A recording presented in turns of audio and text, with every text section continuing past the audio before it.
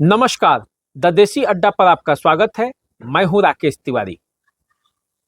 हिना शहाब और तेजस्वी यादव में final pack up होने के बाद सारण प्रमंडल के 4 लोकसभा सीटों पर हिना शहाब का साइड इफेक्ट क्या होगा? क्या सारण प्रमंडल के 4 सीटों पर राजद अपना आधार वोट खो देगी? क्या मुस्लिम मतों में बंटवारा हो जाएगा? कैसे होगा, क्या होगा और लोकसभा चुनाव में इसका परिणाम क्या निकलेगा? आज इसी बात पर चर्चा करने के लिए मैं आपके सामने हाजिर हूं। तो चलिए बात करते हैं बारी बारी से। सारण प्रमंडल में लोकसभा की 4 सीटें हैं। सारण, महाराजगंज, सीवान और गोपालगंज। इन 4 सीटों में 2 पर भाजपा का कब्जा है, जबकि 2 पर जदयू का। सारण सीट पर भाजपा के राजीव प्रताप रूडी सांसद हैं। महाराजगंज से भाजपा के जनार्दन सिंह सिग्रीवाल सांसद हैं, जबकि सीवान से जदयू की कविता देवी और गोपालगंज से जदयू के ही आलोक कुमार सुमन। ये 4 सीटों में एक सीट पर भी राजद का कोई कब्जा नहीं है, जबकि ये वो इलाका है जहां से लालू प्रसाद यादव खुद आते हैं।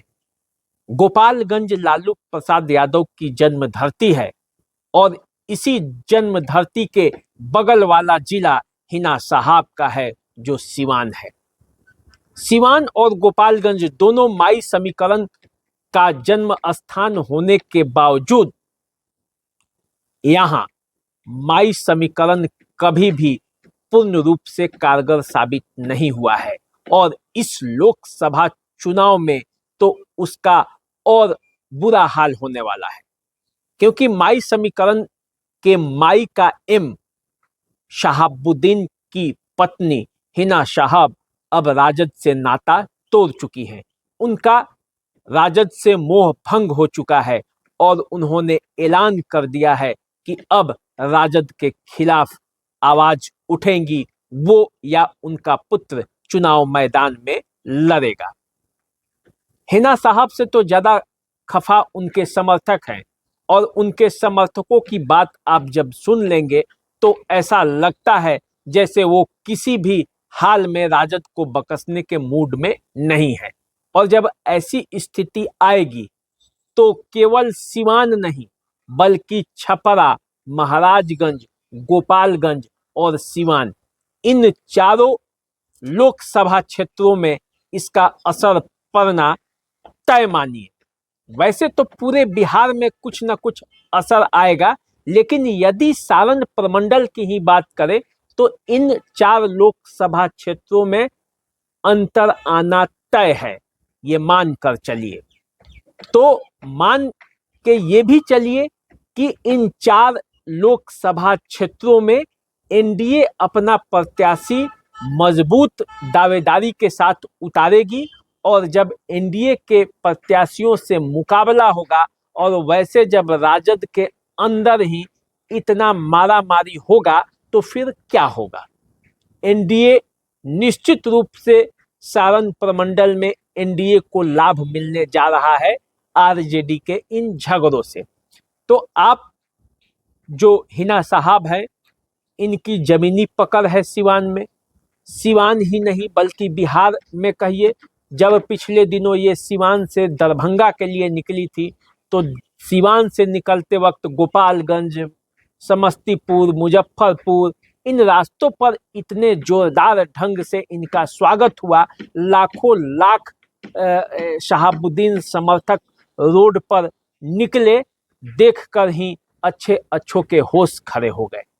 ऐसे में जब हिना साहब अब आर पार के मूड में आए हैं तो फिर क्या होगा?